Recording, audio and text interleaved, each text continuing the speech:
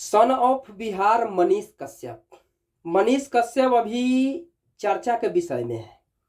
मनीष कश्यप ने अपने लोकसभा क्षेत्र से हर उस व्यक्ति से मिलने के चाह रहे हैं जो काफ़ी गरीब मजदूर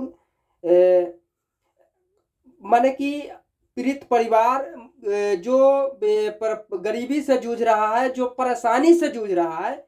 मनीष कश्यप ने उस व्यक्ति से मिलने का काम कर रहे हैं। पता है मनीष कश्यप को टिकट नहीं मिल पाता है। क्यों नहीं मिलता है? क्योंकि मनीष कश्यप एक सच्चा ईमानदार वरिष्ठ पत्रकार या यूट्यूबर, जब उन पे NSA लगा तो लोगों ने कहा कि एक यूट्यूबर है। यूट्यूबर ही सही, लेकिन ईमानदारी तो उनके रग रग में है। मनीष कश्यप के रग रग में ईमानदारी है।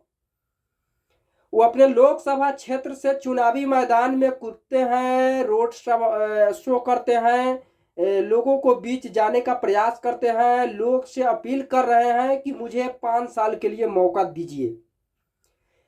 लेकिन उनको मौका देते हैं लोग कि नहीं देते हैं, ये तो बाद की बात है। लेकिन मैं मनीष कश्यप को जो क्षेत्र है, लोकसभा क्षेत्र है जहां से उन्होंने चुनावी मैदान में कूदने का काम किया है, वहां से मैं उन जनता से अपील करूंगा कि प्लीज 5 साल के लिए मनीष कश्यप को मौका दिया जाए।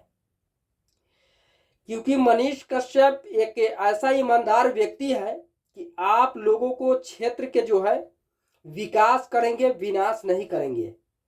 क्योंकि गरीब के बेटा ही गरीब के लिए लड़ाई लड़ सकते हैं, गरीब के हक में बात कर सकते हैं।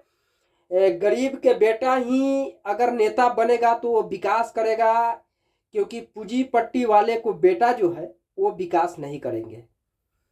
अगर विकास करना होता तो शायद बिहार विनाश के रास्ता पे नहीं, आज विकास के रास्ता पे रहता। लेकिन बिहार में विकास नहीं हुआ। मैं आप लोगों से अपील करना चाहता हूं कि प्लीज एक बार मनीष कश्यप को मौका दीजिए।